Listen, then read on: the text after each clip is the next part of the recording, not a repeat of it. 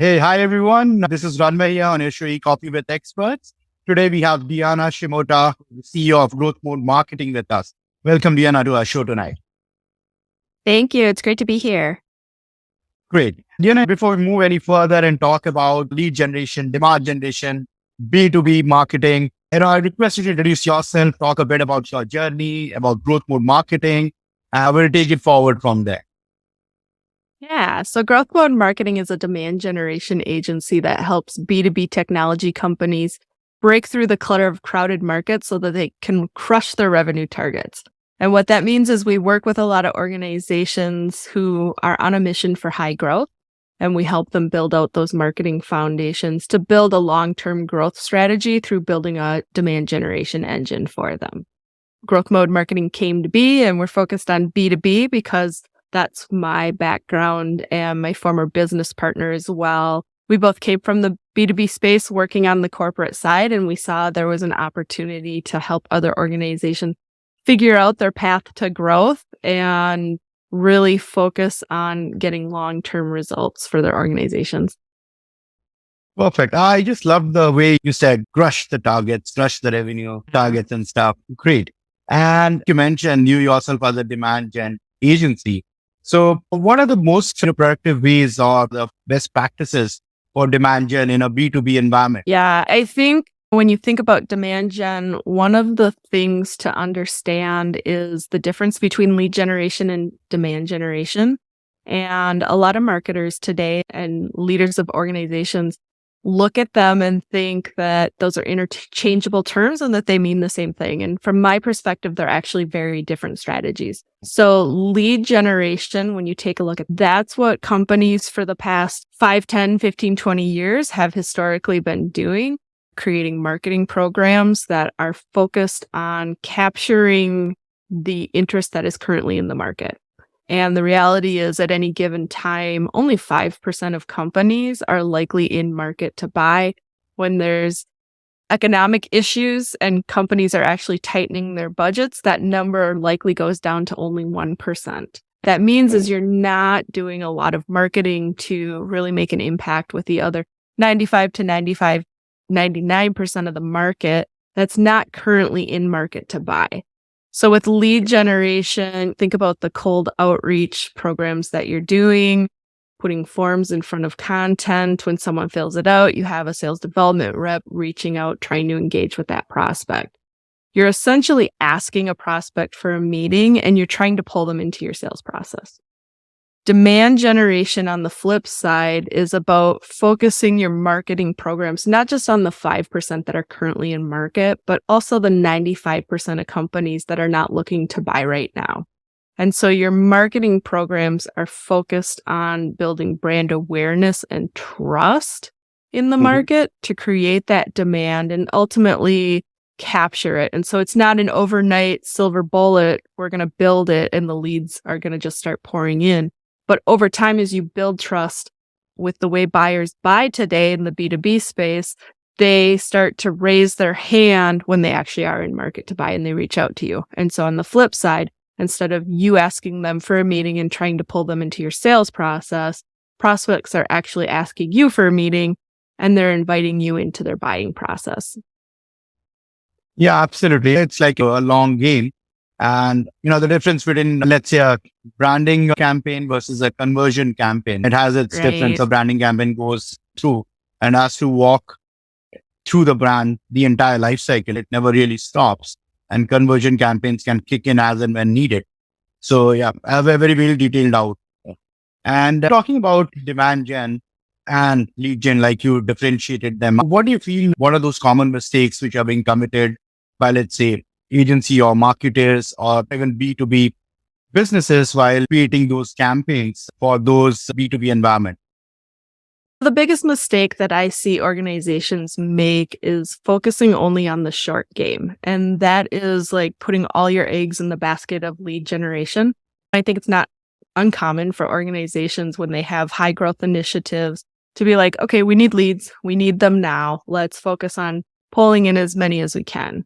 And the mistake there is when you overlook the long game, which is where demand generation comes in, is not focusing on the fact that the majority of the market actually isn't in market to buy, but those future prospects are really important to your future growth. And if you look at the way B2B buyers are making purchase decisions today and engaging with companies, it points to lead generation just being much less impactful than it used to be.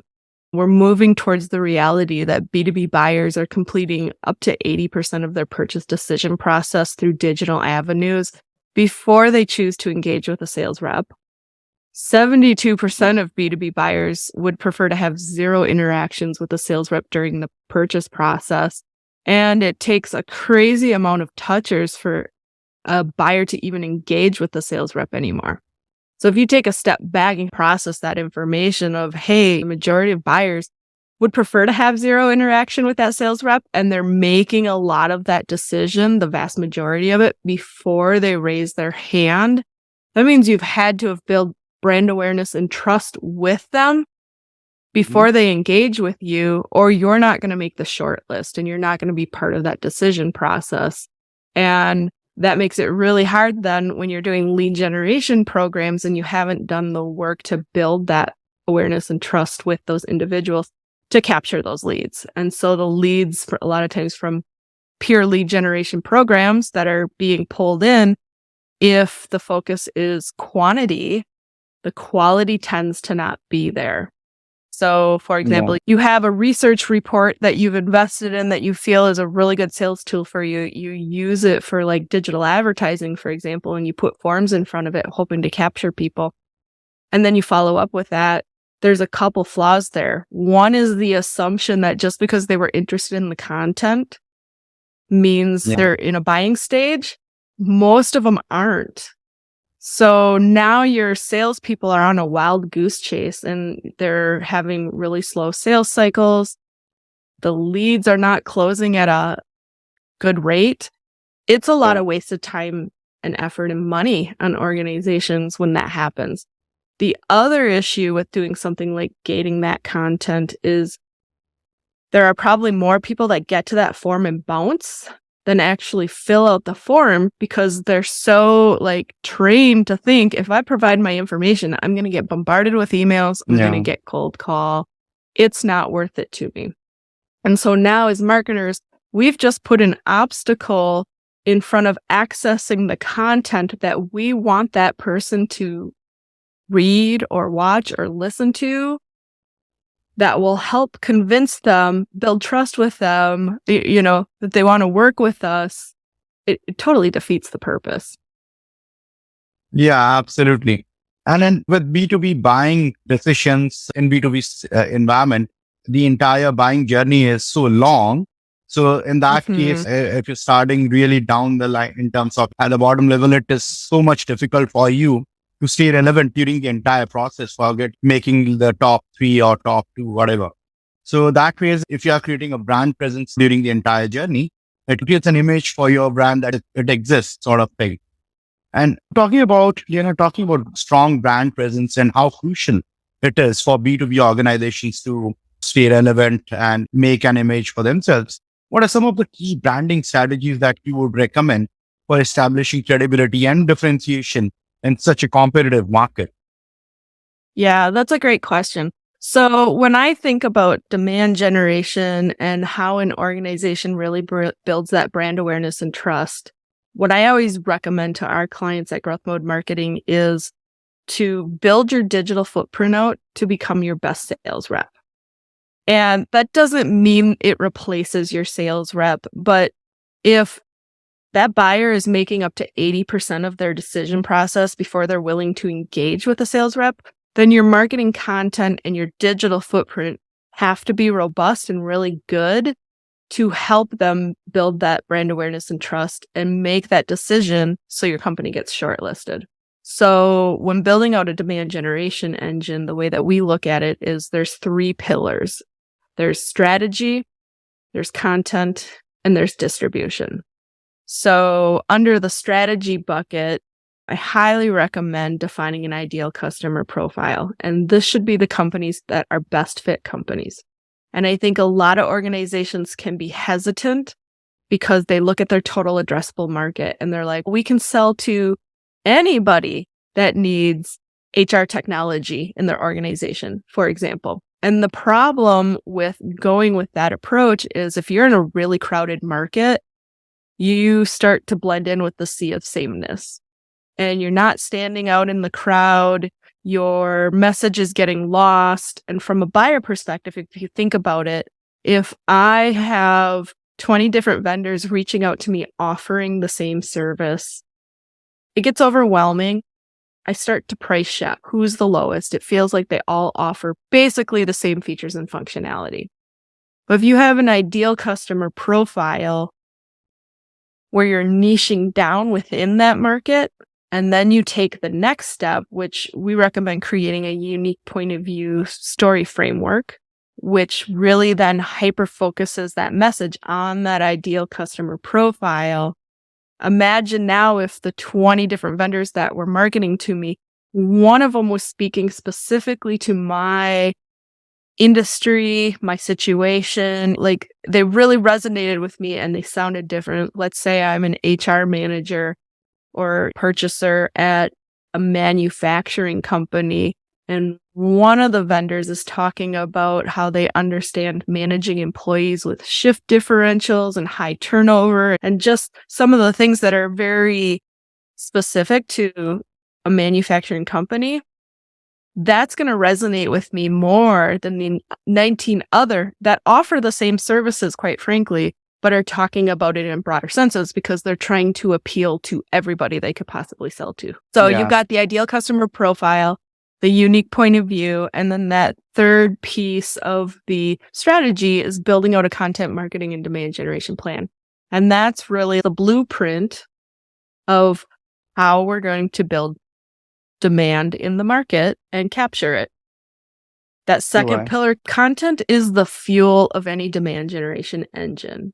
People, when they are going out digitally and looking up information, whether they're at the top of the funnel looking for just educational materials on problems that they're having and how to solve it, or they're bottom of the funnel, like you want really good, really rich content out there that is very targeted to that ideal customer profile, that positions your unique point of view and tells that story over and over, and comes in all kinds of different formats so that whether I am someone who likes to go deep and read a 30-page research report, or somebody that needs to look at it in small bite size and prefers to see video snippets on social media, you've got that covered.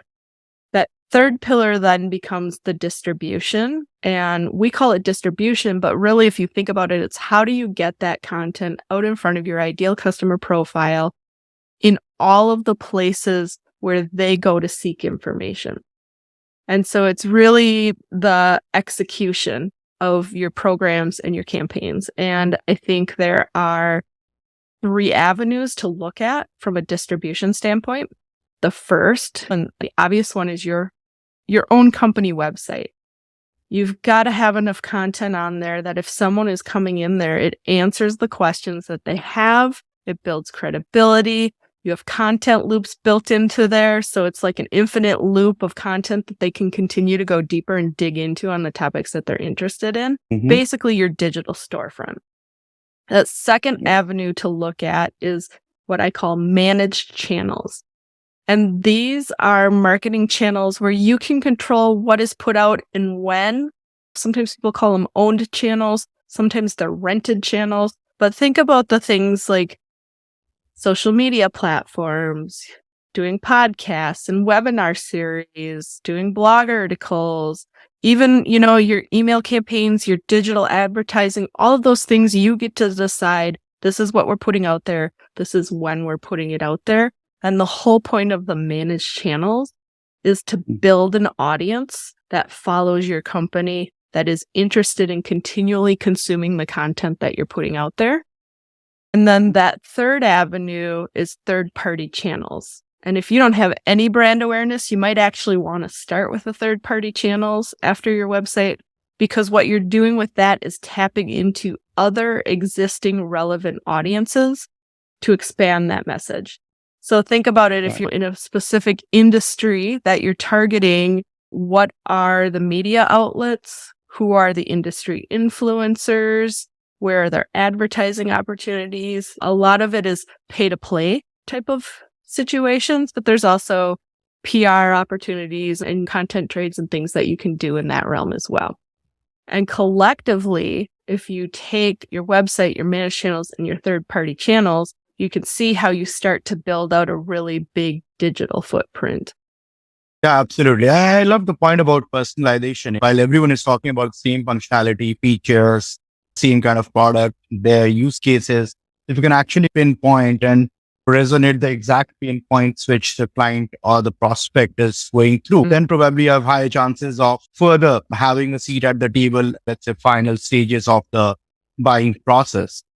And then talking about marketing and sales, which plays a really crucial role if they play, if they're not operating in silos and hand in hand, and for a successful B2B growth organization. So how do you facilitate collaboration and alignment between marketing and sales teams? What are the key strategies that you would generally want to focus upon to have that handshake between both these teams?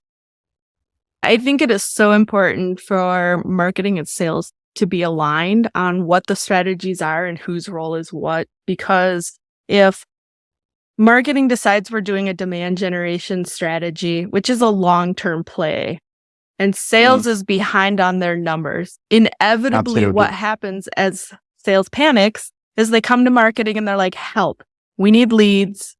We need them now.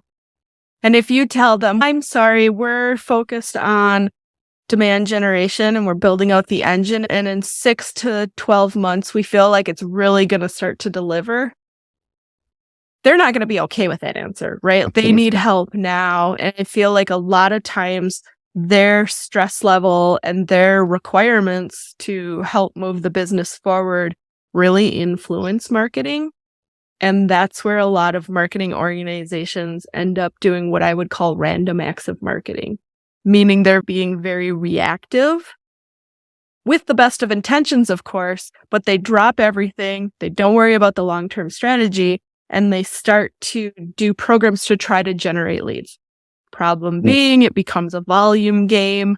Quantity starts to matter more than quality, and they may be bringing more leads to sales, but they're leads that have really long sales cycles, poor close rates, and just aren't people that are actually interested in buying 90 to 99% of the time.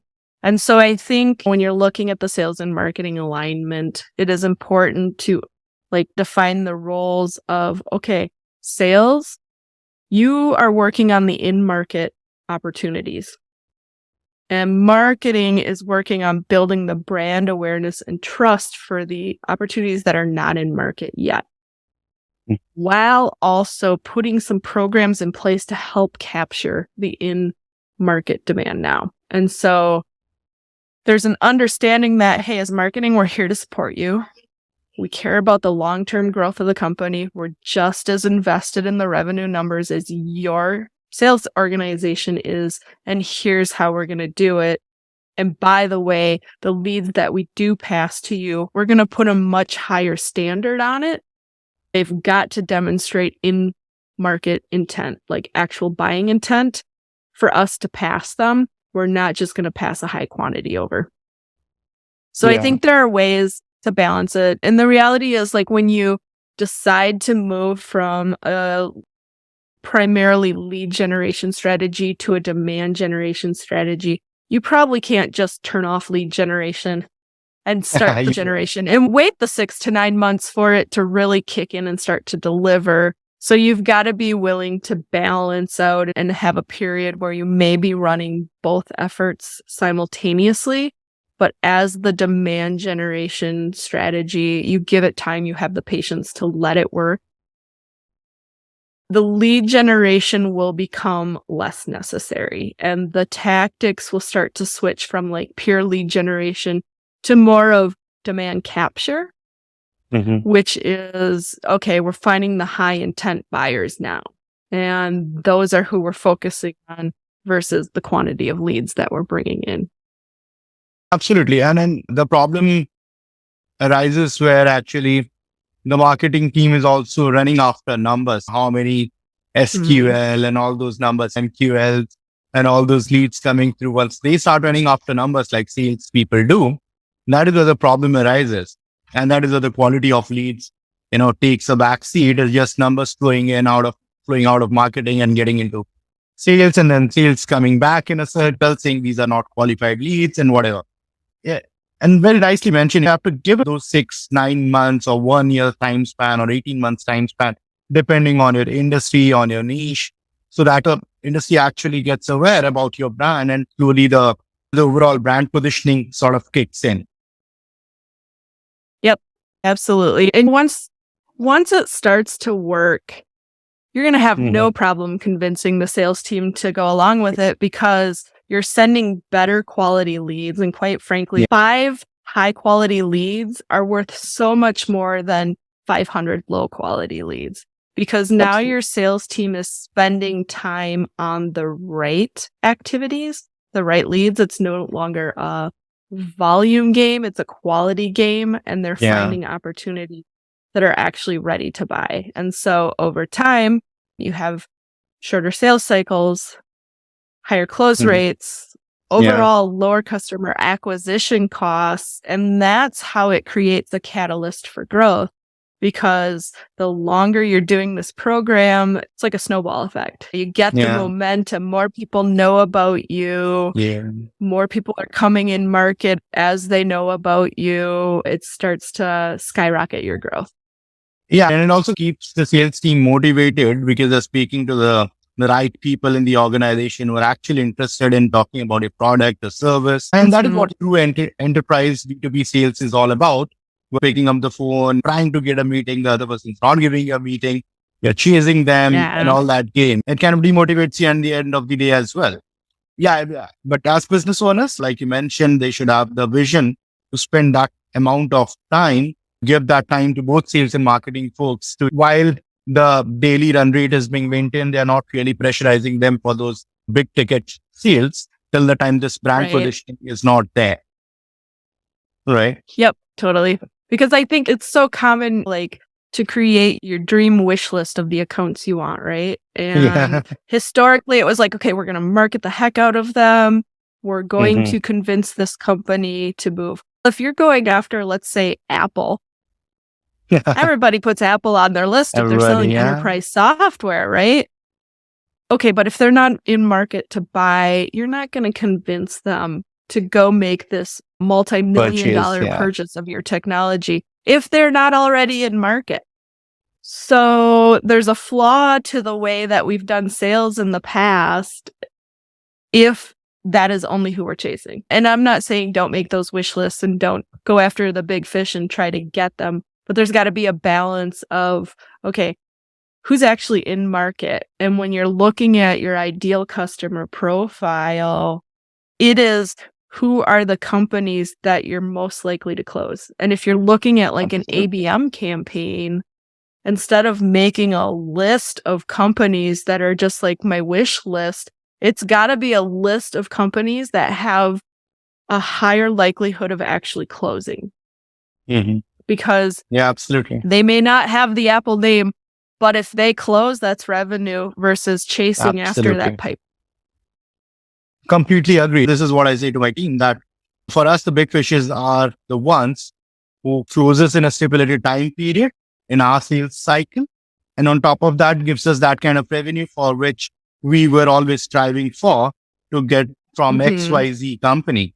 And they are not in the market to purchase. They are just evaluating. That evaluation might take 18 to 24 months, because these are like big, huge corporates, and they start showing interest in the market when they've still the contract with their existing vendor, which is going to expire in another, let's say, 18 months time.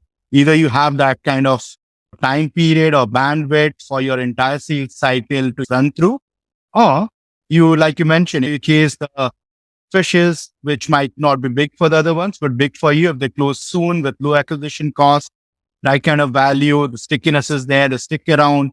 And then after 3 months, 6 months, let's just stick around for 2 years, 3 years, 5 years, whatever, they become legacy clients. Then you get the recurring revenue, right? So you have to look at your business model and then decide the big fishes out there that you want to target versus just going by what the market is saying. All the big brands, we all know, we all use the products. So, we have to tap map Apple, but that's not going to happen overnight.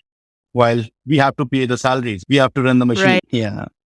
Great. Deanna, before I let you go, I would like to hear from you in terms of what is your take on AI, chat GPT? It has kicked us really hard, especially as marketers. So just wanted to understand, while exciting times ahead, but what is your take on it? Where are we headed? I'm still forming my opinion on it. My knee-jerk reaction was AI isn't going to replace some of the marketing work. You can't have a machine write good content.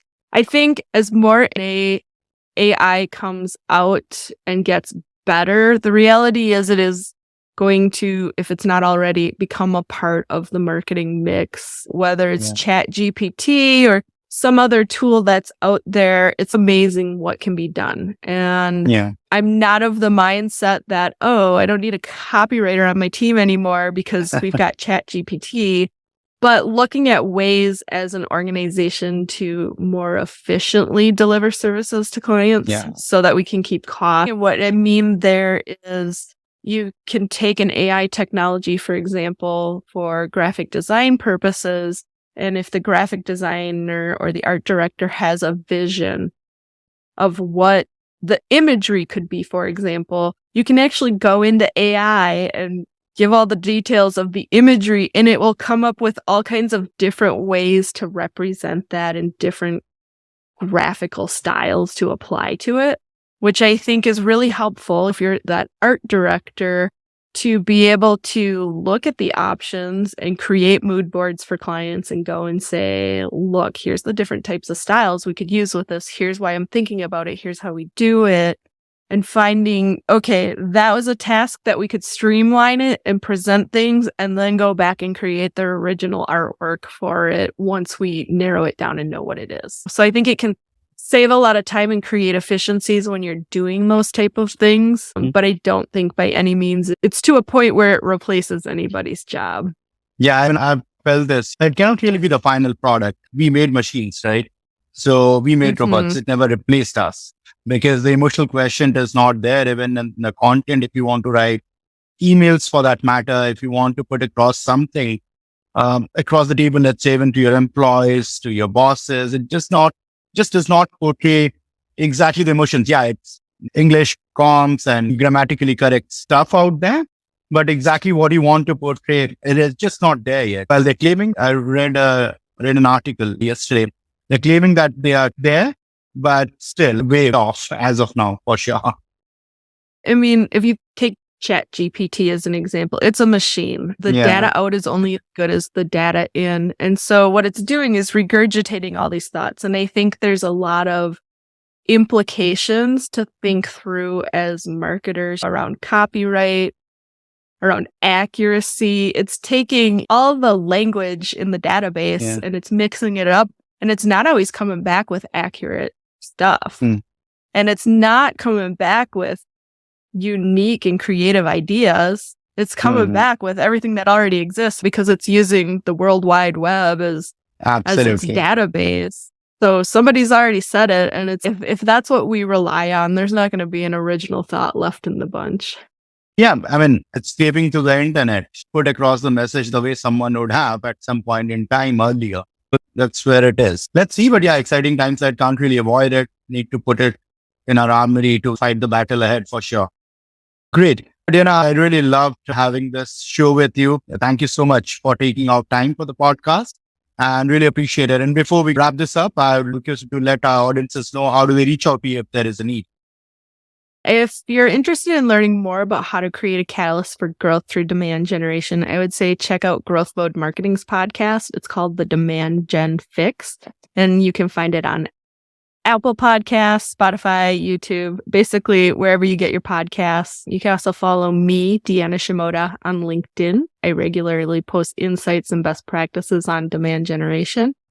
And then, of course, if you're interested in talking to Growth Mode Marketing, or even learning more about demand generation, you can check out our website, which is growthmodemarketing.com. Perfect, then. Thank you so much, Deanna. Really appreciate you taking our time for this.